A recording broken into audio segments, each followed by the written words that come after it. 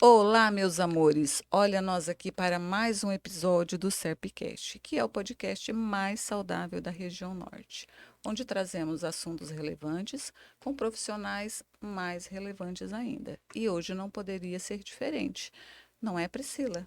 Com certeza. O que, o que temos de bom para hoje?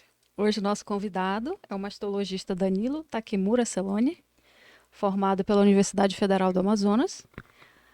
Tem formação em mastologia pela Universidade de Getúlio Vargas e é professor da Uni, né, da Universidade Federal de Rondônia.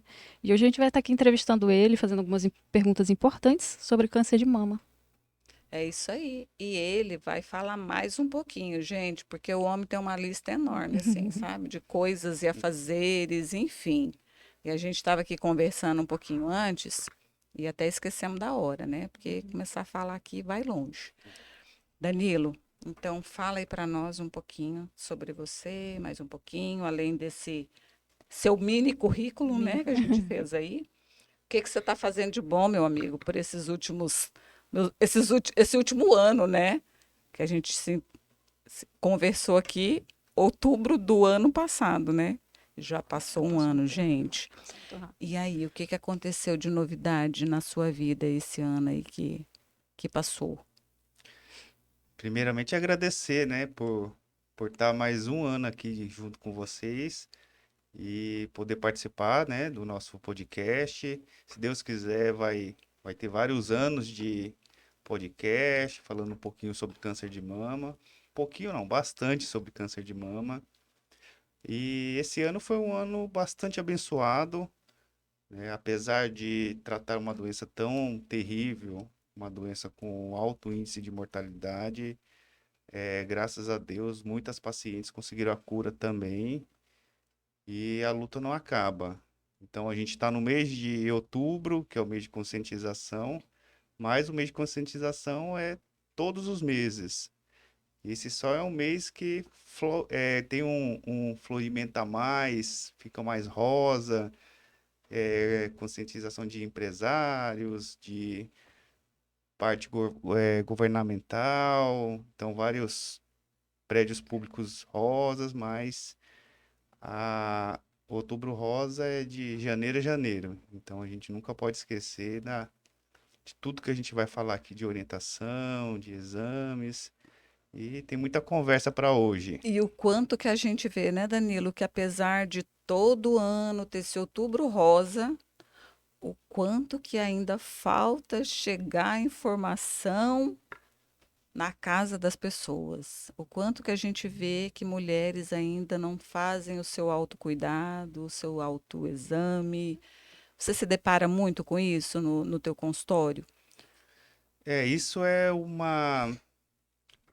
da minha especialidade, é uma parte que me deixa um pouco triste, né? Não que Rondônia tenha muitos casos avançados comparado a outros estados, mas aqui a gente se depara com muitos casos tristes de pacientes com câncer de mama avançado, pacientes com câncer de mama metastático já, que não tem mais cura, e muitas vezes a falta de orientação, a falta da procura de um exame, a falta da procura de um profissional e a própria orientação da própria paciente mesmo, né, com relação aos sinais e sintomas do câncer de mama, acaba trazendo esse diagnóstico mais tardio.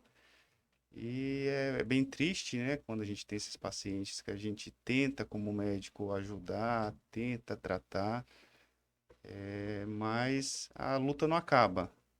Sim. Todos os dias ali batendo, mês de outubro aqui, conscientizando. E você acha que isso é uma questão cultural do nosso estado? Ou isso está de um modo geral? Essa falta ainda de buscar a prevenção, de buscar a prevenção, que é sempre o melhor tratamento, Uhum. né, doutor? Você acha que isso se deve a quê? Ainda falta muito isso no nosso setor público, ou só por uma questão mesmo cultural, das pessoas não buscarem atendimento precocemente? É um pouco de cada. Um pouco, a gente tem um programa bem feito, um programa de rastreamento, um programa de cuidados das pacientes, cuidados preventivos, só que basicamente é papel. Então, algumas pacientes até procuram atendimento, mas chega na hora não tem exame, ou não tem médico para fazer o exame, ou até vai no setor público para um atendimento, não tem um especialista na área, aí encaminha, esse encaminhamento demora, Não tem aquela não tem aquela sequência onde sequência acompanha aquela paciente do Começo ao fim, começo né? até o fim. até o fim, Isso ainda falta no nosso ainda setor falta. público. Tem os atendimentos, mas é meio que picado. Tem uma coisinha aqui, outra ali, às vezes faz um exame, demora a conseguir dar um retorno para o médico. Ainda tem essa dificuldade Tem aqui? muito, inclusive há pouco tempo, atendendo o que eu faço, atendimento também de prevenção pelo SUS, pelo município de Porto Velho, uma paciente chegou com encaminhamento de 8 meses para Meu ser Deus. atendido. Já tinha sido diagnosticado ou Ela, não? Uma ela é suspeita. uma suspeita, procurou até o posto de saúde próximo e foi encaminhado para o especialista. Passou com o médico examinou, verificou que estava com uma lesão suspeita na mama e encaminhou. E o encaminhamento dela demorou 8 meses para chegar até o meu atendimento. Até o meu atendimento, eu preciso de alguns exames, preciso de solicitar uma biópsia, preciso do resultado da biópsia. Tudo Então, isso leva tempo, né? tudo isso leva tempo. Então, vamos colocar um ano. E qual foi o Nossa. desfecho dessa É. história? Né? O desfecho foi um câncer de mama, né? Já no estágio avançado. E a gente fica triste todas as vezes que pega esses tipos de pacientes, né? Que a gente vê que falta um contraponto do serviço público, um sistema bem efetivo, consiga fazer os exames no tempo hábil. Então, não são poucos casos, são muitos casos que vêm nesse estágio. Doutor Danilo, quais são os tipos de câncer de mama? Tem uns que são mais agressivos, tem uns que são mais tranquilinhos, que dá para segurar um pouquinho mais. Existe essa diferença? Existe sim. A gente tem basicamente 5 tipos de câncer. Então, a gente tem os cânceres receptores hormonais positivos, a gente tem uns receptores hormonais positivos que a gente fala que são com os Ki67, que é o marcador, Uhum. é um pouco mais agressivo, que é o segundo tipo. A gente tem os receptores hormonais negativos, que são os tipos de cânceres mais agressivos de todos os dos 5, né? E tem um tipo HER2, que é um câncer de mama diferenciado, que existe um tratamento diferenciado, né? E existe o triplo positivo, que é quando engloba tudo ali, receptores e o HER2. Qual o Esse, mais comum desses?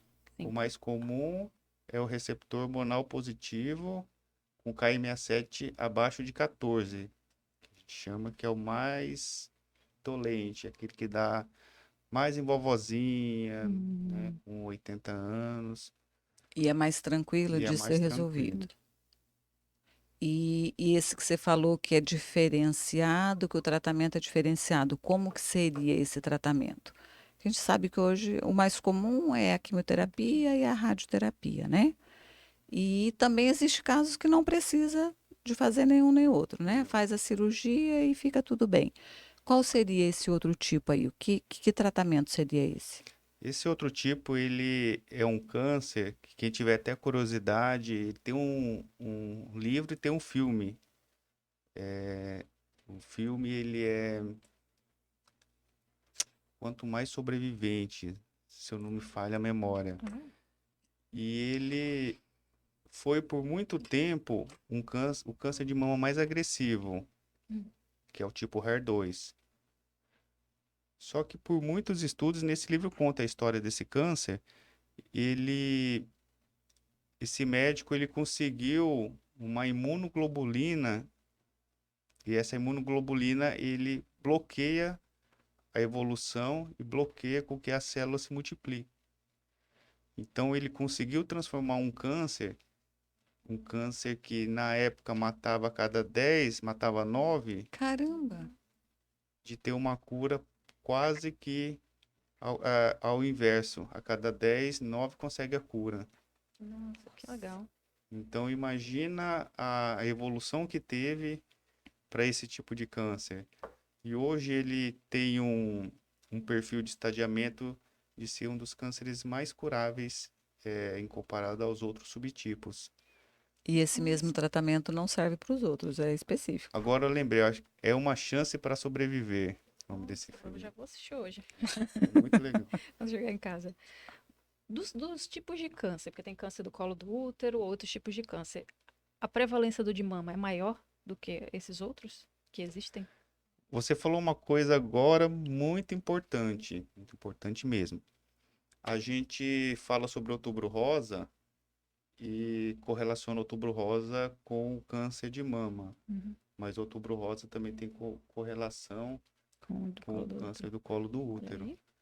Então, Que é tão grave que é tão quanto, grave. né? Então a gente acaba, eu da minha especialidade, puxando um pouco para minha sardinha, falando um pouquinho dos rastreios, das prevenções do câncer de mama. Só que o câncer do colo uterino também hoje ele está como o terceiro câncer mais comum. E você é ginecologista também, Eu sou né? ginecologista. Ginecologista, tá. Então, além disso, a gente tem que ter esses cuidados da prevenção do câncer do colo uterino. Felizmente, o câncer do colo uterino hoje existe uma vacina e essa vacina vem decrescendo os casos, né, de câncer do colo uterino e, com consequência, também os casos de mortalidade. Então, a gente está tendo o inverso, que o câncer do colo uterino, por muito tempo, na nossa região, foi o segundo câncer, né? O primeiro é de pele, Uhum. mas o segundo câncer. Mas a partir do ano de 2021, ele se transformou, esse foi para o terceiro e o de mama foi para o Ficou pro segundo. segundo. Isso nacional ou regional? Isso nacional. Nacional. Em um ano, mudou muito? Teve muito? Aumentou ou diminuiu o câncer no país? Infelizmente, aumentou. No ano passado, eu até comentei aqui, que foram publicados 66 mil casos. A gente tem uma plataforma anual, que é a plataforma do Ministério da Saúde, junto com o INCA. E esse ano, infelizmente, foi publicado mais ou menos 74 mil casos registrados de câncer de mama no Brasil. Aqui em Quase Rondônia, 10 mil a mais. quase 10 mil a mais. Aqui em Rondônia também houve um aumento. O ano passado, eles publicaram 280 casos só de Rondônia, né? Não das outras regiões. E esse ano publicou 320 casos. Danilo, tem algum estudo que mostra, por exemplo, o porquê desse aumento? O que está acontecendo? Existe uma causa específica? Não. A gente tem várias causas, mas a gente tem estudos sobre os fatores que pode levar ao câncer. Então a gente não tem estudo dizendo, É foi o isso. anticoncepcional que te levou ao câncer, foi a comida. Então a gente tem estudos que mostram quais são os fatores e a quantidade desse cada fator levaria a uma possível chance de ter, né? Sim. Então, o que o estudo mostra é que a mulher modernização das mulheres, automaticamente levou ao aumento do risco, porque a mulher moderna hoje ela tem um padrão de vida muito parecido com o padrão de vida dos homens de antigamente. Então, a mulher hoje ela não é uma mulher que foi projetada igual antigamente para ter filhos, cuidar do marido. Hoje a mulher tem a sua independência, hoje a mulher tem seu trabalho, Hoje a mulher trabalha em casa, então hoje ela faz, além do trabalho geral, E ainda disse que ela quis se igualar ao marido. na- Não deu muito certo, não, que ela ficou com a carga maior. Maior. inclusive essa semana, vendo o jornal, foi feito um estudo que hoje cargos de chefia, 60% são mulheres que ocupam esses cargos. As mulheres estão Então, dominando. vocês estão Então, terríveis. é, com certeza. Ai, Então, assim, o gente. estresse poderia ter algum envolvimento? Muito. O estresse é um dos fatores de risco. Uhum. É associado com obesidade, que também está em conjunto, má alimentação, o uso de bebidas alcoólicas de forma exagerada, alimentos não saudáveis. Uhum. Então, tudo isso vai conjugando. Um ponto importante que eu gosto sempre de falar sobre quando eu falo de fatores de risco é com relação que muitas pacientes, até elas têm essas dúvidas, com relação ao anticoncepcional. Isso é uma boa pergunta. Ah, eu queria perguntar para você a sua opinião, porque isso é muito relativo, né? Muito. Até mesmo no meio médico. Alguns são contra, alguns são a favor, uns são terminantemente que acreditam que tem total relação com o câncer. Qual que é a tua opinião a respeito? Minha opinião é uma opinião baseada em estudos, né? Então, o que que os estudos falam, que eles colocaram hoje é que a gente só tem eh, publicações com relação à reposição hormonal, que é aquela reposição da mulher na pré e pós-menopausa, e o anticoncepcional, eh, que é aquele anticoncepcional utilizado para não engravidar. E esses hormônios, tanto aqueles hormônios de reposição quanto os anticoncepcionais, eles aumentam, mas um aumento muito pequeno. O anticoncepcional, ele tem um risco, a gente chama de risco relativo, que é aquele risco comparado à população que não toma. Então, um risco de 1,1. Hum. Ou a reposição hormonal é uma dosagem um pouco maior, o risco é 1,8, baixíssimo. Só que o uso de forma contínua por muito tempo, ele vai tendo esse risco acumulativo, que não é alto, mas é um risco acumulativo. Então, a nossa sociedade, ela preconiza uma pausa com 5 anos de uso contínuo, uma pausa de 6 meses. Terminou 6 meses, ela pode voltar à reposição normal ou pode voltar ao uso do anticoncepcional para quem não deseja gravidez por mais 5 anos. O que que a gente vê na atualidade hoje? O uso de implantes hormonais. Eu ia te perguntar sobre isso. Qual que é a tua opinião sobre isso? A minha opinião é que são hormônios em altas dosagens, Sim. né? Porque E não tem um controle, né, Danilo, não tem um controle. da forma que esse hormônio vai pro corpo. E você acredita que esse é muito pior do que a pílula antiguinha lá que você tomava diariamente? Muito pior, né? Mas em que basamento você pode falar que é muito pior? Muitas vezes vai ter alguém questionando. A gente não tem estudos para dizer para paciente que, ó, você pode tomar tranquilidade que você não vai ter risco, ou o risco teu vai ser muito baixo. Então a gente não pode dar segurança para o paciente. Isso é grande importância que a gente tem que passar para os pacientes. E o que a gente vê hoje, que esse ano até foi a Sociedade de Endocrinologia aboliu, foi o uso do hormônio para fins estéticos, O Pois hormônio da é. beleza, o né? hormônio da Chip da beleza. Chip da beleza, né? beleza, né? Uma Então, loucura. as pacientes não estavam procurando por uma simples reposição hormonal, o, o chip, ou estava procurando por uma determinada doença, ou para a menopausa em si, reduzir os sintomas da menopausa, mas sim para fins estéticos. Então, altas dosagens para conseguir ter um emagrecimento mais rápido. Então, isso foi abolido pelas sociedades, todas as sociedades, e não se tem estudo e segurança pro paciente. Então foi proibido. O Proibido. que está sendo feito, então está sendo feito na ilegalidade. Na ilegalidade. Pior que tem, né? Pior que ainda tem, né? A gente Não foi sabe que tem. proibido o produto. Tá Sim. lá para comercializar. Só que para fins estéticos, mas quem vai provar que é ou não para fins Para Fins fins estéticos? estéticos, estéticos, né? É complicado Uhum. demais, Jesus amado. Mas, enfim, quando que começa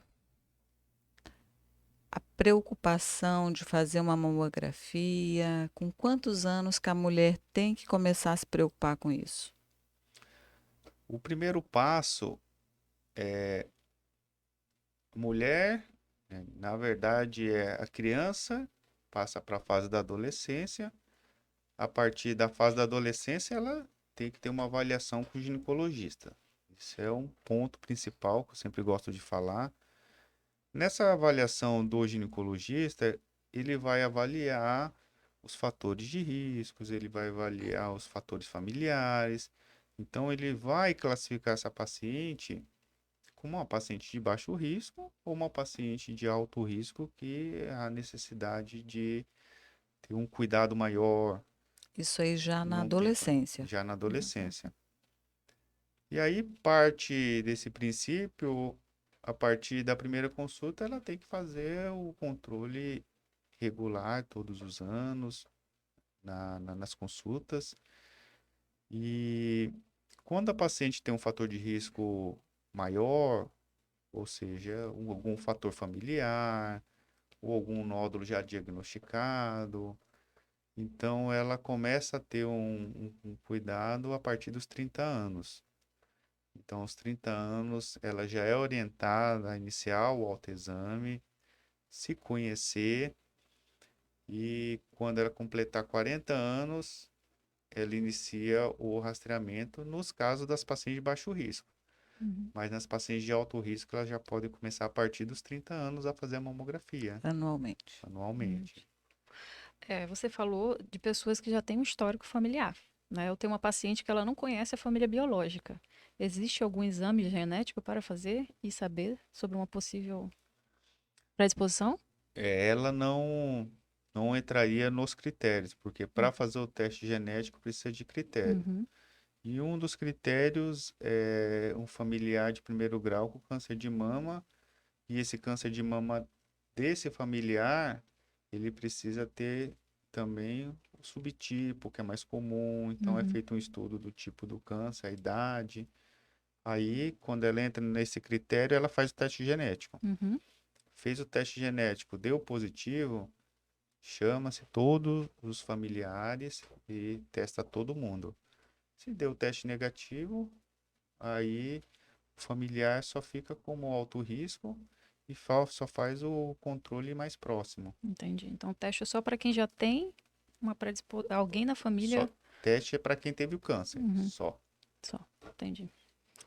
Cisto pode virar câncer? Isso é um mito. É um mito. Isso é um mito, Mito, é. mito ou verdade? É um mito. Eu sempre gosto de falar mito com a voz mais grossa, Para porque deixar bem é, por, enfatizar o negócio, né, Danilo? é, Não existe. o cisto é 90% das consultas do mastologista. Então, 90% vai perguntar pro médico, doutor, De esse onde que cisto surge o cisto? O cisto é de água, né? é de água. O cisto ele faz parte das alterações benignas das mamas. Então, é uma patologia benigna relacionado ao estímulo hormonal. Então, nada mais é do que um estímulo um pouco mais exagerado em uma parte do ducto mamário, que as mulheres elas têm uma árvore ductal nas mamas. E os hormônios são oscilantes. Então, a mulher ela pode fazer 10 exames hormonais num dia que vai dar diferente, porque ela tem se ela Isso, brigou com o marido, isso, tá lá em isso, cima, se ela isso se tá não pegou ela na tranquila, na TPM, né? TPM. Então, Então, nada mais é do que uma estimulação hormonal e o estímulo do ducto mamário. O ducto é uma glândula secretora, começa a secretar mais ali intraductal e aí forma uma bolinha d'água que pode sumir. não precisa cirurgia, não precisa nada. Não tem medicamento. Tem um adendo que existe uma lesão, só que é uma lesão sólido-cística, que é uma lesão suspeita. Então, por isso que precisa de uma avaliação do especialista, porque nem sempre o câncer vem com nódulo sólido, aquela lesão endurecida, Uhum. né? Clássica. A gente pode ter uma lesão sólido-cística, um cisto com conteúdo sólido dentro desse cisto, aí acaba sendo uma lesão suspeita, precisa investigar. Por falar em senso comum, me veio uma curiosidade. A minha avó sempre dizia que as mulheres estão tendo câncer de mama porque estão amamentando pouco, tendo pouco filho. Isso tem alguma relação? Ou é só Isso senso comum? é verdade, Ah, não é? é mito. A avó acertou Viu? então. Viu, sua vovó? Ah, Mas essa é uma pergunta excelente e é uma pergunta que eu sempre mostro para os pacientes, principalmente aquelas mais novas que chegam, mas não quero engravidar, não quero ter filho mais. Mas a amamentação é o principal fator protetor contra o câncer de mama. E aí, como é que eu posso explicar isso? Eu explico de uma forma Bem bem simples. simples para as pacientes conseguirem entender. Eu sempre explico assim: você imagina uma manga. A gente tem uma manga verde. Aquela manga verde é uma manga endurecida, é uma manga azeda. Mas quando ela amadurece, ela fica uma manga molinha, fica uma manga doce, uhum, gostosa de comer. Então é mais ou menos isso que acontece com a mama. Quando a mama não amamenta, ela não passa por essa transformação. Então existe uma transformação na mama. E um dos principais fatores que faz essa transformação é a amamentação. Então ela traz um amadurecimento, dos ductos mamários Deixa com uma consistência diferente. e acaba reduzindo essa chance de câncer de mama. Já aquela mama que não amamentou, o paciente não tem filho, não amamentou, ela não passa por essa transformação, então ela acaba sendo uma mama mais densa, uma mama uhum. mais glandular, mais sensível, mais estimulada. E isso leva ao risco também para o câncer. Viu? Um Interessante. pontinho para vovó, Pontinho tá? pra minha avó. Isso é Uhum. verdade. Vai querer falar? Não, assim, é, hoje nós estamos aqui com a psicóloga. Qual que é o nível de problemas emocionais em pacientes que você atende, às vezes que não aceita quando você, por exemplo, fala para uma pessoa, uma paciente sua, que ela vai precisar fazer a retirada total da mama. Isso é uma das uma das piores notícias que eu sempre tento procurar as palavras certas, porque Você faz exatamente essa é, cara aí. eu faço essa cara, porque eu tenho que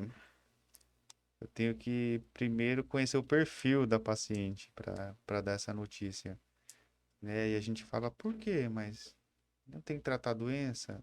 Tem que tratar a doença, só que a mama, ela é um órgão muito diferente para cada mulher. Uhum. Então ela tem um amor pelas mamas que é diferenciado de mulheres para mulheres.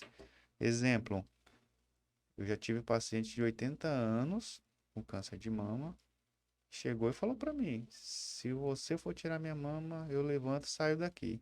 Uhum. Então, as minhas mamas ninguém toca, ninguém mexe. 80 anos. 80 anos. E às vezes a gente tem uma paciente mais nova que ela chega já no consultório, doutor, já tira as 2 mamas se eu quiser, não quero ter mais problema.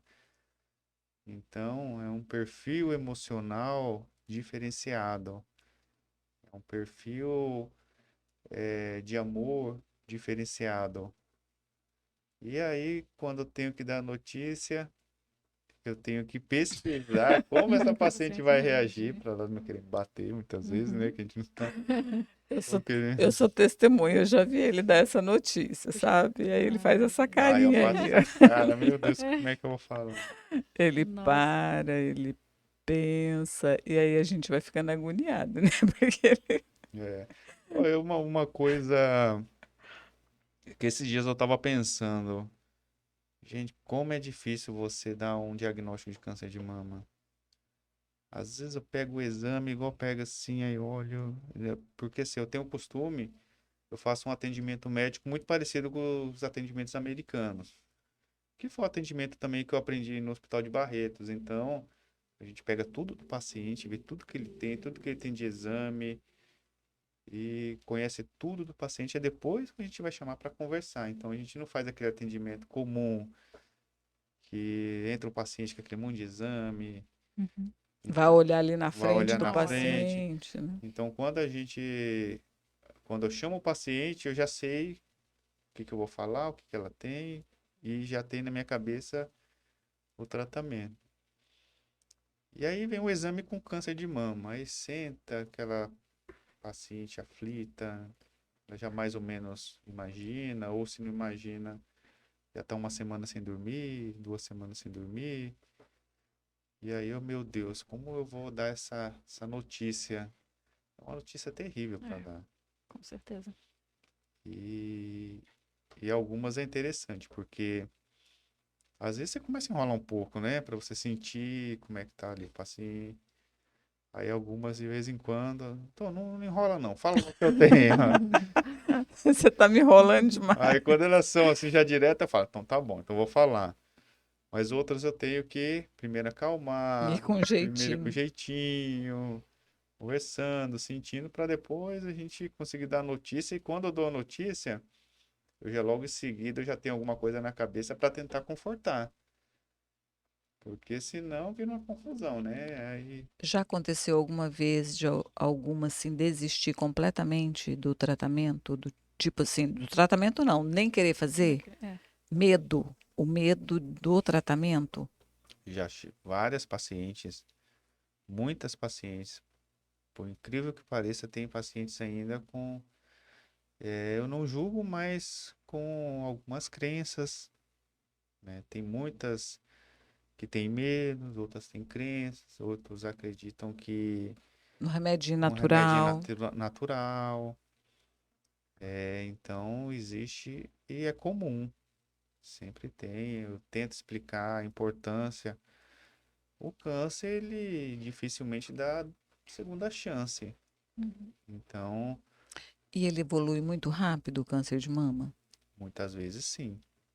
Muitas Tem vezes sim. um, tem um prazo assim, mais ou menos determinado? Acho que depende do tipo, né? Depende do tipo. Se não fizer nada, Tem câncer de mama que a paciente faz os exames, muitas vezes, depois de 6 meses, ela sente um nódulo, acaba sendo, mas como se eu fiz o exame? Às vezes é uma coisa muito inicial, que não foi vista ali, mas que evoluiu nesses 6 meses. E tem aqueles cânceres que o paciente tem 10 anos que está com ele, que está quase praticamente no mesmo tamanho. Então vai muito do padrão biológico do câncer. qual que é o órgão mais comum de uma metástase do câncer de mama? Eu tenho, até para descontrair um pouco, eu tenho mnemônico, Uhum. porque essa questão dos sítios de metástase cai muito em provas de residência ou provas de Uhum. concurso, mas a gente tem osso, pulmão, fígado e cérebro. Aí eu tenho mnemônico, os pulmões, oxigênio, fígado e cérebro. Então é o mnemônico que eu utilizo para não. Não esqueci. Eu passo para os alunos isso, Sei. porque você pergunta, eles esquecem. Aí você pergunta quais são os principais sítios. Eles fazem errado. Aí a gente já Aí inventou esse mnemônico para descontrair e ao mesmo descontrair e tempo lembrar. gravar. Uhum. Mas Legal. o principal é o osso, é o mais comum e também é o mais tranquilo de controle, É mesmo, né? é o mais comum. O de O osso. de osso. Agora o Pulmão já pulmão, o é o fígado pior. é o pior. O pior é o cérebro, cerebral. Mas o fígado é muito mais tranquilo. Quando acomete também algumas partes não relacionadas à coluna. A coluna é ruim porque a coluna passa a inervação de quase todo o corpo, então aí às vezes tem compressão ali, o paciente começa a sentir muita dor.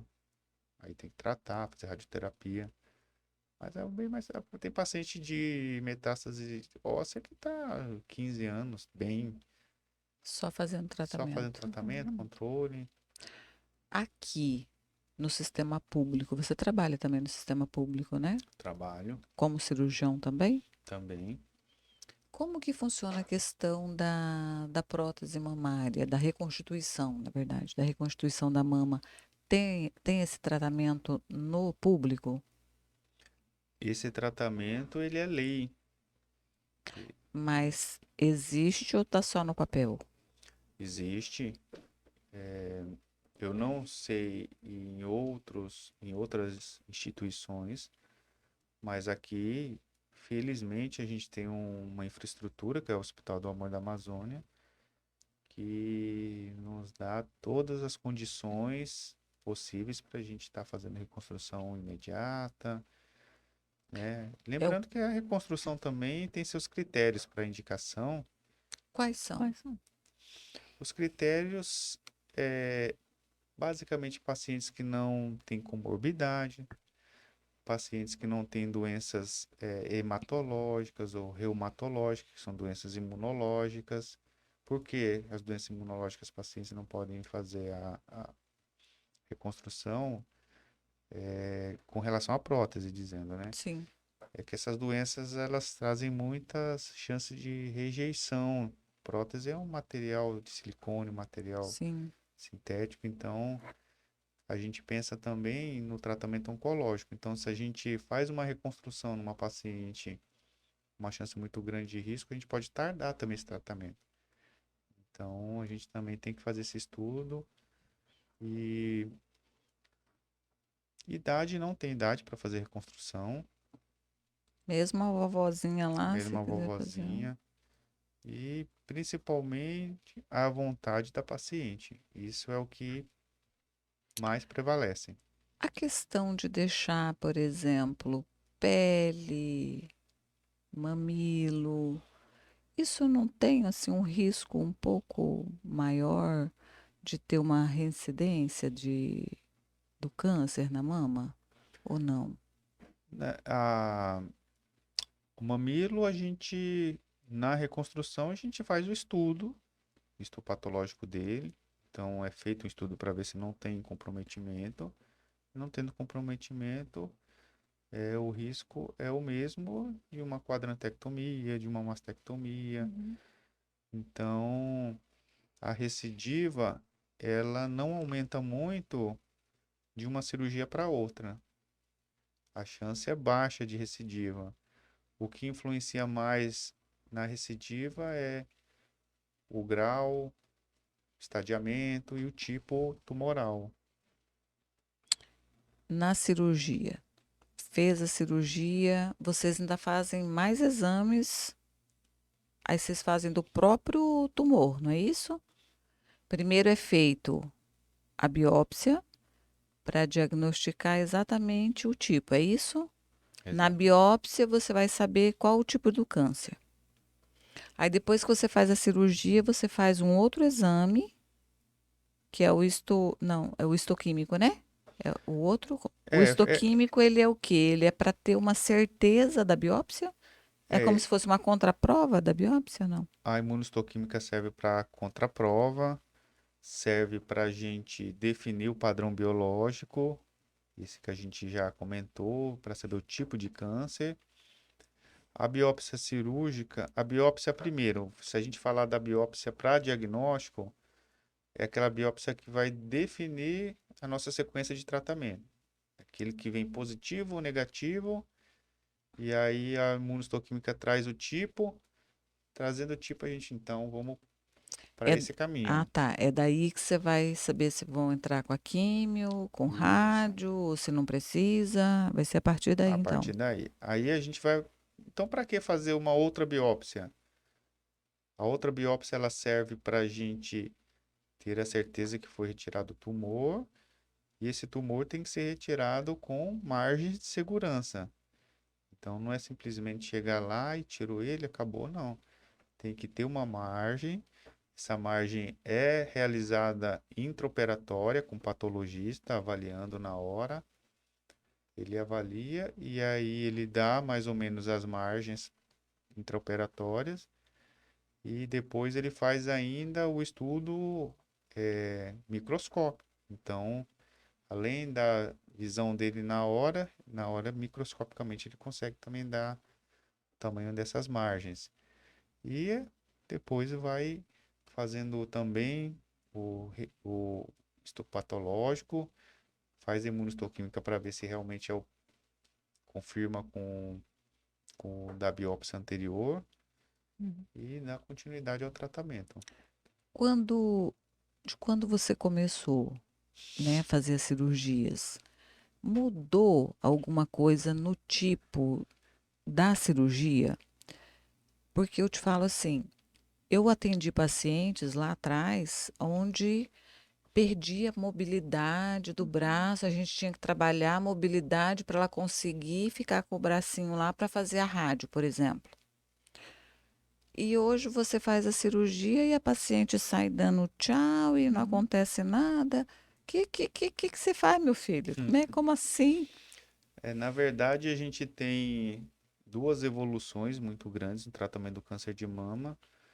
Uma delas é a evolução do tratamento quimioterápico. Então, cada vez mais a gente tem mais medicações boas, com melhores respostas, tanto na mama quanto na axila. E hoje, cada vez a gente está fazendo menos cirurgias na axila, porque está sendo provado cientificamente que a agressividade na axila também não aumenta a sobrevida da paciente. E antes era mais comum fazer a retirada do esvaziamento axilar. Uhum. Antigamente, só para você ver, uma suspeita de linfonodo comprometido já era motivo para fazer uma linfadenectomia até nível 3. Nível 3 significa linfadenectomia até próximo aqui, ó, do pescoço. Desde a Nossa. axila até o pescoço. Imagina tantas Retirando estruturas, todos os linfonodos que todos os linfonodos. tivesse ali. Linfonodos, inervações, vascularizações. Então, era uma cirurgia altamente agressiva, com Era risco, aquela inclusive, paciente que ia ficar com linfedema nos Nossa, braços e com tudo, risco de né? perder até o braço. nossa. Então, e hoje a gente já tem uma evolução tão grande que se a gente faz a cirurgia como primeiro tratamento e essa paciente tem dois linfonodos positivos, né, no histopatológico, a gente não precisa mais esvaziar. É tratado com radioterapia. Então, o tratamento praticamente reduziu quase que toda a agressividade que se tinha antigamente. Então, até hoje, dois linfonodos comprometidos não precisa mais esvaziar. Acima de dois, aí já é o comprometimento, já, né? Aí a gente tem que Uhum. fazer, mas Uhum. até dois vai para rádio, acabou. A gente fala muito de câncer na mulher, os homens. Com a prevalência é comum ou não é? Os homens também podem ter câncer de mama. Então, numa proporção menor a 1%. Então, a cada 100 mulheres, um vai ser o homem. O homem, ele geralmente ele é detectado mais fácil, porque o homem não tem um volume glandular, um volume mamário. Só que o homem tem um problema que não procura o médico. Uhum. Qual que é a característica principal do câncer de mama no homem? É aparecimento de nódulo Só que o nódulo geralmente retroareolar, porque o homem tem poucos ductos mamários, pouca mama. Só que o câncer ele é uma doença que ele não dói, não arde, Silencioso você demais. pode até sentir o nódulo e aí não tem dor. Então, o homem não vai procurar o médico, como vai procurar o médico só quando tá praticamente morrendo, né? A Uhum. gente vê isso muito na prática. Mas a característica principal é o aparecimento de nódulo retroareolar, nódulo endurecido, indolor, consistência pétrea, e quase igual da mulher. Uhum. Mas o Você já homem, atendeu algum caso homem, de homem? vários, eu tenho vários pacientes homem. Nossa, eu acho que nunca conheci um homem com câncer de mama. E inclusive o câncer de mama, existe câncer de mama que você não faz quimioterapia, né? Principalmente nesses iniciais. Eu nunca vi um homem não precisar de quimioterapia. Porque sempre já estava bem Avançado. avançado. Sempre avançado. Eles não procuram esses danados. Nem eles não procuram nem de próstata, imagina de De mama. mama, é. Ai, Eles meu ficam com medo de Deus próstata, do né? Por conta céu, do exame sim. lá Uhum. do toque. É Então, incrível, né? Como é que pode? Prefere morrer. lembrando de próstata, no próximo mês a gente tem uma inversão do rosa pro azul. Gozo. Então, pros homens aí, ó, Fiquem, estamos de fiquem, olho. fiquem espertos, fiquem espertos. Danilo, hoje você, quantos anos já que você está na mastologia? Astrologia vai fazer 8 anos. Hoje você tem essa tranquilidade, essa, né? Mas eu acho que lá no começo você não era assim tão tranquilinho e tal. Como que foi a tua experiência da tua primeira mastectomia total? Aquela experiência que parece que você vai cair, né? Que a perna começa a tremer. Primeira vez ninguém esquece, Ninguém né? esquece. A mastectomia é uma cirurgia complexa, principalmente quando você vai fazer ali linfadenectomia, porque é uma cirurgia que tem muitas estruturas importantes. Então a paciente basicamente está na sua mão, certo? Ela pode morrer ali se você pegar um vaso muito calibroso, ou se você pegar um nervo, ela pode perder o Movimento. movimento, sensibilidade. E como qualquer especialidade, a gente vai aperfeiçoando com o tempo.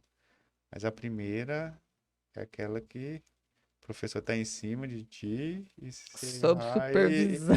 E aí as tuas pernas começam a tremer. Meu Deus do E céu, não tenho direito. eu não tenho direito e vai. Mas aí com tranquilidade você vai aprendendo mais, você vai ficando mais tranquilo, você vai ficando confiante. Nesses 8 anos, teve assim algum caso que ficou para você marcado assim, tanto pro lado bom quanto pro lado ruim? Teve alguma assim, porque às vezes fica, né, um paciente fica, a gente consegue lembrar dele assim para sempre, né? Tem algum caso específico com você? Tem um aqui que se eu começar a falar, eu até dá vontade de chorar. Foi uma paciente que foi a óbito o ano passado, uma paciente de 28 anos, Meu Deus, jovem. jovem. Aí eu atendi ela a primeira vez e bem bonita, família linda, marido, E ela filhos. chegou com um nódulo. Chegou com um nódulo, a gente fez a programação de tratamento para ela e antes eu fiz a cirurgia como tratamento. Antes dela começar o próximo passo, ela recidivou, essa paciente. Já nos cuidados ali pós-operatório, pouco tempo depois, ela recidivou na mama, Na mesma. na mesma mama. E aí, puta merda, né? Aí a programação vai por água abaixo, porque você já tem o tempo certinho para. Aí eu fiz a. Aí eu falei para ela que eu não estava muito confortável em fazer uma outra quadrantectomia, que eu tinha proposto primeiro uma cirurgia conservadora, que eu achei que recidivou de uma forma muito rápida, né? E tinha feito com margem de segurança tudinho, né? Tinha Ah, feito você tinha feito só a quadra. uma Ah, quadrantectomia. Só que ela, se eu não me engano, acho que 45 dias ela recidivou. Nunca tinha visto um negócio tão terrível. E ela percebeu o nódulo de novo ou foi através de algum exame? Ela começou a endurecer a Ah, mama tá. e ficar duro ali na região. Eu falei, não, isso aqui não é cicatrização, isso aqui é doença voltando. Biopsiei de novo, veio doença. A gente tirou a mama dela e Aí retirou total. aí retirei total. Aí encaminhei para um oncologista, ela fez a químio, fez a rádio. Com mais ou menos uns 4 meses ela teve uma metástase pulmonar. Metástase pulmonar, e aí depois foi para fígado. E essa paciente, ela me marcou muito, porque o oncologista atendeu ela, fez tudo que foi possível de quimioterápico, só que ela não começou a responder mais e começou a progredir a doença. E aí ela ia sempre com os filhos, o marido dela foi um guerreiro, e o oncologista pegou e falou: Olha, não tenho mais o que fazer, é melhor você sair para casa, né? Ficar com a tua família, porque eu acho que é mais importante, a gente não sabe mais quanto tempo a gente tem. Só que ela criou uma fé tão grande comigo que ela, não que ela me perseguia, mas ela, onde eu tava assim, para me dar esperança para ela. Tadinha. Então ela, às vezes eu estava atendendo no Hospital do Amor ou atendendo em algum outro local, ela ia lá para dizer, doutor, fala que eu vou conseguir a cura ainda, fala que tem alguma Nossa, coisa. Nossa. Aí aquilo foi me deixando assim, a gente fica com a sensação de impotência. exatamente. E um dia eu pego e recebo um telefonema do marido dela que tinha falecido, né? E que ela tinha deixado uma carta lá que queria que eu fosse no velório dela, pra Ai, atender. Nossa. caramba. Que eu tinha dado tanto amor pra ela que se ela fosse falecer, que ela queria que eu fosse lá. Aí eu, pô, não acredito que ela fez isso comigo. Aí o marido, poxa, eu queria muito que você viesse, a gente tá muito ruim. Hum. E aí eu chamei a Isa, né? Que Isa, você vai ter que ir comigo, tudinho. E eu não consegui chegar no caixão. Não consegui, eu fui até a porta e não consegui. Aí o marido foi lá, não, vamos lá. Eu falei, não, eu não, eu tô aqui, mas eu não quero ir porque eu quero lembrar dela com a fé e a força de vontade que ela tinha de sobreviver. Então eu acredito que é uma paciente que vai me marcar Pra vida, né? pra vida. E essa cartinha ele me deu até hoje, Ai, meu Deus. Nossa. eu não abri ela. Do Sério. jeito que eu peguei, eu coloquei numa, tem um cofrezinho É, a lá. pessoa que já está É, chorando. até eu. Nossa, que Ai, história, né? gente, que Uma história história. assim que praticamente vai pro resto da vida. E era assim, às vezes eu tava atendendo naquele monte de paciente, ela chegava, doutor, vem aqui porque eu quero conversar com você. Eu parava tudo para conversar com ela. Então, são histórias tristes, que é da especialidade, mas graças a Deus a gente tem mais cura do que mortalidade. Então, eu tento me confortar com as curas, É Que bom. verdade. mas não é fácil. É uma especialidade bem complexa, bem difícil. Considero uma das mais difíceis. Quando foi que você. Quando foi assim na faculdade que você falou, é isso que eu quero? Ou você escolheu depois? Eu escolhi depois Primeiro você optou pela ginecologia. pela ginecologia. Eu gostava muito e gosto ainda de nascimento. Hum. Então, me identifiquei muito com a ginecologia, com a obstetrícia, porque o nascimento é uma coisa incrível. Você fazer um parto, ver um ser nascendo. E a mastologia veio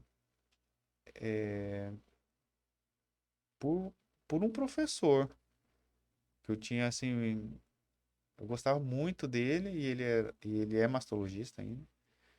Então, no começo, quando eu passei na residência, eu não gostava. Por que que eu não gostava? Eu achava as cirurgias muito longas. Então, eu entrava muito em cirurgias assim de 8 horas, 9 horas. Eu ficava pensando, meu Deus, que eu vou ficar fazendo cirurgia 8, 9 horas, eu vou morrer daqui a um tempo, né? Pensando, né? E só que aí você vai gostando, pegando admiração, você vê que a mastologia tem uma mágica, né? Tem uma coisa muito, muito boa. Então eu fui meio que pro lado, aí depois eu fiz a prova de residência. Você fez aonde sua residência? Eu fiz na Fundação Secom, que é um centro de oncologia lá em Manaus. Tua faculdade também você Minha fez lá, faculdade né? eu fiz lá. Então aí até hoje eu sou apaixonado pela mastologia. Você ainda atua como ginecologista, não? Ainda agora eu não Agora você já saiu de já vez, você saí tá de só vez mesmo no na mastologia. Eu gosto de mastologia. ginecologia, gosto muito. Eu saí pelo motivo que as pacientes que realmente às vezes precisava de um diagnóstico, elas estavam esperando um pouquinho mais. Aí eu preferi falar, não, eu vou deixar a parte da ginecologia atender só a mastologia, porque aí eu consigo reduzir mais. Uma vez chegou uma paciente que demorou uns 2 meses para conseguir uma consulta comigo, já com um exame positivo. Aí você imagina essa paciente esperando esse tempo todo, Uhum. né, para uma consulta, para começar o tratamento. Aí um dia eu conversei com as minhas secretárias, falei, não, vamos só Deixar. atender, deixar atender só mastologia, E você atende todos os dias? todos os dias. Todos os dias da semana. Quantas cirurgias você faz por semana, Danilo? Mais ou menos oncológica, de 8 a 10 cirurgias Por semana. por Nossa. semana. Gente, para ver o tamanho do problema. Muito problema. Meu Deus. E quem opera muito também tem muita responsabilidade e também tem as complicações que pode acontecer no decorrer das cirurgias. Então, praticamente além da cirurgia, a gente trabalha pós-cirurgias ainda. Você já Uhum. pegou, assim, por exemplo, um exame, você olha o exame, você acredita que é um CA. Pela própria imagem, né, Danilo? Vocês já Uhum. conhecem muito, assim, né, a questão do tumor. E aí pede a biópsia e dá negativa. Pode acontecer. E aí, quando acontece isso, você já deixa tá ok? Ou você, na tua dúvida, você pede para repetir o exame? Acontece de você ter que pedir para repetir a biópsia? Eu geralmente eu procuro fazer uma correlação radiohistológica. Então, eu peço também uma. A gente nunca sabe 100% das coisas e a gente sempre tem que trabalhar também com outros profissionais que também trabalham nessa área. Então, quando eu tenho uma situação de uma lesão que veio negativo, mas que eu acho que a lesão ainda merece prosseguir a investigação, eu peço um parecer do radiologista que fez o laudo, que fez a biópsia. E aí, em conjunto, a gente decide, né, se vai prosseguir ou se dá para a gente acompanhar, mas sempre com outros profissionais também, né? Nunca a gente pode trazer toda a responsabilidade achando que sabe tudo. Sim, Sempre tem, sempre pensando Hum, no paciente, sempre né? Importante. pensando no paciente. Muito bem. Uhum. Acho que a gente pode começar a falar sobre onde procurar, né? Atendimento para prevenção, exames aqui em Porto Velho. Acho que é importante a gente falar disso. A prevenção aqui em Porto Velho, pelo SUS, a gente inicia com as pacientes a partir dos 40 anos. A gente tem um centro muito bom que é livre demanda, que é o Hospital do Amor. Então, basta levar o cartão do SUS, um cartão de identidade e comparecer na prevenção do Hospital do Amor. A gente tem pelo município pelo município, ele é regulado através do posto de saúde, próximo à sua casa, regula para o centro de especialidades, lá tem um mamógrafo que é realizado, Fica no hospital de base? fica ao lado da maternidade municipal, Mãe Esperança, Ah, tá. ao lado ali onde eu faço atendimento, mas o SEM é aquele centro Na Rio na Madeira, Rio Madeira, próximo ali do shopping. o shopping. Uhum. Lá é realizada mamografia, mas só realiza lá mediante a regulação. E também tem a regulação lá pro estado, que é no centro de radiologia, que fica ali ao lado do hospital de base, próximo. Uhum. Então são os 3 pontos. E tem também uma programação da carreta Hospital de Amor, que eles fazem uma programação anual, onde eles vão nos bairros, né, conforme a programação, para a realização da E aí, de mamografia nos bairros. acordo com os resultados, eles chamam esse paciente já para começar o acompanhamento no No hospital, é Hospital de isso? Amor. Quando tem um exame alterado, já é contactado esse paciente na mesma hora, já para a realização da biópsia, já para depois iniciar já com a equipe da mastologia para o tratamento, em alguns casos. No Hospital de Amor, você que trabalha lá, existe fila, tem uma demanda muito grande ou está conseguindo atender todas essas mulheres de acordo com a necessidade de cada uma? Lá no Hospital do Amor, com relação à mamografia, é muito rápido, né? E o tratamento, por exemplo, diagnosticou que está com câncer, consegue entrar lá dentro com Com facilidade? facilidade. Depois que está com o diagnóstico? Com menos de 2 semanas, a paciente já está com a nossa equipe iniciando os exames para o início do tratamento. Que ótimo. O São Peregrino funciona aqui ainda em Porto Velho ou não mais? O São Pellegrino funciona, ele é basicamente um instituto misto, né, privado e público, Ah, ele é atende o privado. público também, e ele trabalha mediante a regulação do estado, do município também, né, o sistema público de saúde para o tratamento de câncer de mama. Essas pacientes são operadas no hospital de base, que existe Isso que eu ia te também, perguntar. Lá é só a parte da quimioterapia, é? só a parte da quimioterapia. Faz rádio lá também, não? Faz rádio também.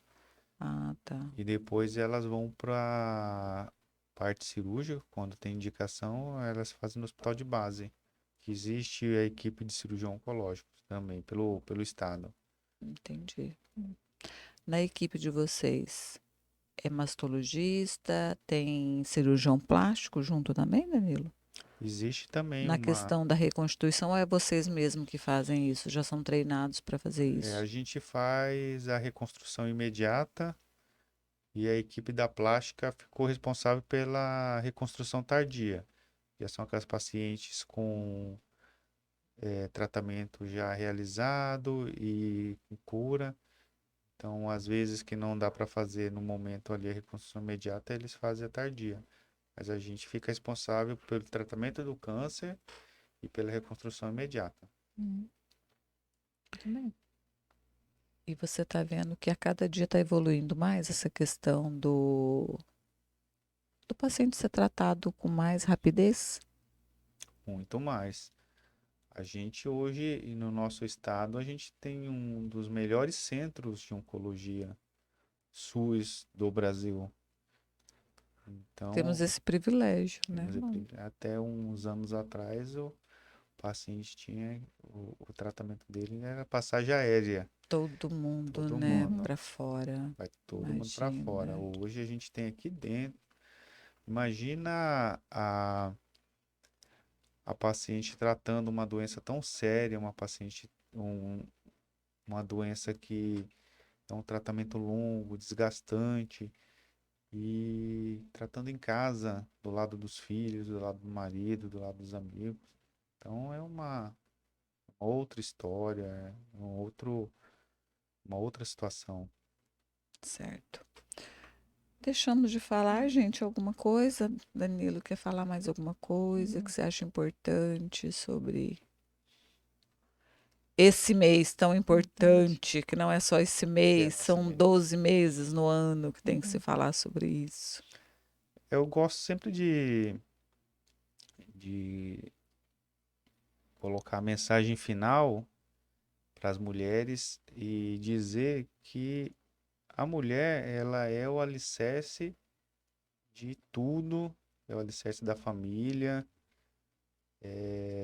os amigos. Então, nada mais justo do que ter um maior evento no mês de outubro, toda voltada para as mulheres. Então, pela família, pelo marido, pelos filhos, pelos amigos, cuide-se, faça os exames regulares, faça o autoexame, se autoexamine, né? E qualquer dúvida, a gente tem diversos profissionais para estar avaliando, diversos profissionais experientes na área. Então, a mensagem final é cuide-se. Toda a família precisa de ter uma mulher forte, firme e saudável. Com certeza. E tem vários, né, profissionais aqui na cidade, viu, gente? Mas eu indico ele mesmo. Eu sou fã número 1 do Dr. Olha, Danilo. propaganda enganosa, hein? Não é não, gente, não é. Olha que eu tenho fatos, né, Danilo, fatos. Onde te encontrar para essa mulherada aí que está com medo de buscar um mastologista, onde te encontra, quais os dias da semana, em quais locais, que são vários os locais, né? Vai. Eu atendo em tudo, em todos, como se diz, né? Onde Então, tiver. eu atendo pelo Sistema Único de Saúde, faço a prevenção pelo SUS, no Centro de Referência da Saúde da Mulher, atendo também pelo SUS no Hospital de Amor Amazônia, tenho meu consultório privado, que é no Hospital Pronto Acordes, do segundo andar, e na Clínica FEME, que fica dentro da Clínica Dr. Enoque. Você ainda tem dinheiro em outro lugar, você saiu? Deixa eu pensar. Não, acho que é só nesses, né? Você não atendia no Central também? A Ah, antigamente era primeira vez central. que eu te visitei É, era no era Central. central. Esqueceu já. Aí eu mudei para o Pro Pronto Prontocordes. Acordes. Ah, tá. Eu achei que você ainda atendia Tinha lá lá. também. Lá não atendo mais, agora estou no Pronto Acordes. Só? Senhora. Tem mais Tem mais alguma? alguma coisa? Mais Deixa eu alguma? lembrar, que é E é tanto professor dia. também, né? Aí ainda é professor. Professor, você não me lembra que esses alunos dão muito trabalho. Olha, Mas os os pacientes. bichinhos que dá trabalho é o tal do aluno. É, É mas verdade. faz Faz parte. parte. E aluno dá trabalho de qualquer idade, né? É, eu acho Qualquer que é idade. verdade.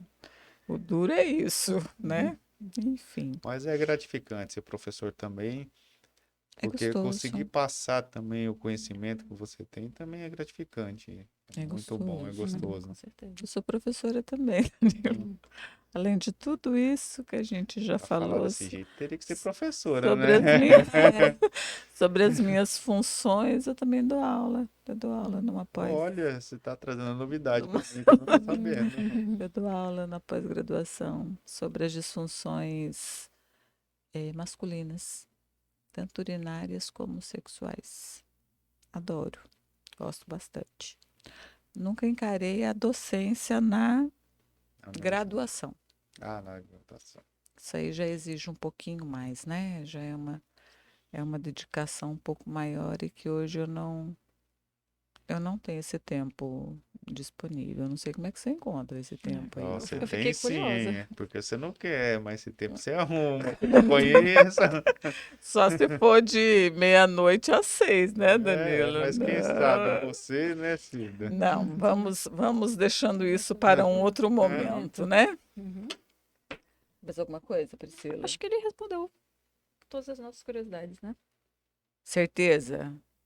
Não ficou nada? A certeza que eu queria ter é que a gente pudesse estar aqui novamente no próximo Ano que ano, vem estaremos aqui de certeza. novo, né, Danilo? trazendo as É novidades. tipo assim, nossa, mas de novo, De e de novo. novo, e de novo, e de novo. Porque a mulherada, às vezes a gente fala, e elas ainda Não procura. Não procuram. não procuram, né? Gente, mas é isso. A gente brinca, mas é muito sério, né? Essa questão do câncer de mama é um dos cânceres que mais mata, né, doutor Danilo? Na mulher é o, tirando o de pele, né? Acho que na mulher é o de mama e do homem é de De próstata, é isso? próstata. Então, não deixe chegar ao ponto de não ter mais jeito, né? Hoje, graças a Deus e toda a tecnologia e de profissionais maravilhosos que a gente tem. E hoje aqui no nosso estado, na nossa cidade, a gente tem, não precisa. Há poucos anos atrás, tudo que a gente precisava, a gente tinha que ir para o sul, sudeste, né? E hoje não, hoje a gente tem tratamento, a gente tem a cirurgia, a gente tem desde o tratamento de prevenção, que seria o que deveria ser feito, mas infelizmente, quem que te procura? Mais uma perguntinha para prevenção. Aparece bastante para você? Muito. E eu quero que apareça muito mais. Mas já aparece hoje, você já tem um público grande de mulheres que vão sem sentir absolutamente nada, só para tipo ter certeza que tá tudo bem. É graças a Deus, com muito trabalho, com conscientização, né, com nós aqui orientando, Uhum. né, a gente tem cada vez mais o aumento, a gente vê cada vez mais as pacientes realmente se conscientizando, procurando. Por isso que aqui, o Outubro Rosa, se a gente fazer uma reflexão, cada ano a gente vê mais e mais setores, tanto privado quanto público, orientando, chamando profissionais, fazendo podcast, fazendo vídeos. Então tá muito bacana. A luta continua, a gente cada vez mais forte e, graças a Deus, aumentando cada vez mais. Muito bem. Então é isso, gente. Olha só, tivemos o prazer aqui, pelo segundo ano, de estar falando, né, do Outubro Rosa com o Dr. Danilo Takemura, né? Eu brinco e falo que sou fã dele, é porque eu sou fã dele mesmo, de verdade, né? Além do profissional maravilhoso que ele é com todos os pacientes, hoje eu tenho uma prova viva e em cores, né? Que ele fez o tratamento e cirurgia e o pós, enfim, da minha sogra, Dona Toninha, né? Danila, Dona Antônia. E ele tratou e ela tem ele assim como Ave Maria, Deus no céu e Doutor Danilo na terra. E realmente, né? A gente tem que elogiar a pessoa quando ela realmente merece, e eu falo isso para ele mesmo, que ele é um médico diferenciado. E que bom se a gente tivesse inúmeros médicos da forma que ele trata o paciente, com amor, com carinho, com dedicação, que é uma área tão difícil para ele, mas que ele consegue transmitir de uma forma que o paciente se sinta confortável, se sinta amado, né? Então, assim, isso ele faz com muita precisão, viu? Eu te agradeço mesmo, de coração, assim, por tudo que você fez e faz pelos seus pacientes, né? E de coração, muito obrigado por tudo que você fez pela Dona Antônia, né? Como você chama? Eu chamo ela de Toninha, ele chama ela de Dona Antônia, Não, eu viu? que agradeço também. A gente coloca, eu sempre coloco na minha cabeça que o tratamento do câncer, aí, como eu já falei, são realizadas fases, e a primeira fase que a gente tem para o paciente com diagnóstico é o amor. Então, o amor vem em primeiro lugar como tratamento, depois vem os outros tratamentos secundários. E quando a gente tem amor pelo paciente, a chance de dar tudo certo é muito grande. Então, por isso que esse caminho foi o caminho que eu segui e é o caminho que vem dando certo, graças a Deus. Então, eu estou muito feliz e sou muito feliz com a especialidade também. E que Deus te abençoe cada vez mais e mais, que você consiga recuperar muito mais mulheres e que dê tudo muito certo. E que cada vez mais você só dê notícias boas Não pela questão de, infelizmente, a doença você não tem essa capacidade de, né? Mas de fazer uma cirurgia e dar tudo certo e que essa mulher fique tudo bem, viu? Eu te desejo mesmo, de todo meu coração, que cada vez mais você progrida na sua profissão, nessa tua área tão linda que você escolheu para a tua vida, tá bom? Muito obrigado. Também. E até o próximo ano, né? Até a próxima. Priscila, quer se despedir, Não, falar com alguma certeza. coisa? Ainda não tinha conhecido o doutor Danilo, né? Mas ele passou uma leveza, não só pelo que você falou, mas pela fala dele. Ele é muito leve É. e eu imagino que ele tem realmente esse atendimento acolhedor e humanizado com os pacientes dele. Espero que assim continue, porque hoje em dia é muito incomum ver isso, né? Até porque o trabalho com o tempo ele A vai pressa, a correria, a a quantidade de quantidade, coisas, né? ele vai engessando, né, o profissional e você parece realmente ter esse olhar mais humano para uma situação tão difícil. Então, agradeço, né, pela contribuição até para mim. Algumas informações eu não sabia também. Ah, E assim, espero lhe ver outras vezes, né? Agradeço aqui pela oportunidade. E ano que vem tem mais, né? E ano que vem tem mais. Gente, então é isso, né? Mais um dia aqui de informações maravilhosas, como eu sempre falo, né? O nosso podcast, ele não tem nenhum outro fim a não ser levar informações para pessoas que às vezes não conseguem ter oportunidade de estar lá no consultório do doutor Danilo, estar lá no meu consultório, enfim. E quantas pessoas que vão saber de tantas coisas importantes que o doutor Danilo passou para nós aqui hoje. Então, quero mais uma vez agradecer a presença dele, a presença da Priscila, que trabalha comigo também lá no SERP, é psicóloga, é maravilhosa, esse serzinho aqui de luz também. E é isso, gente. Então, até uma próxima. Fiquem com Deus e até mais.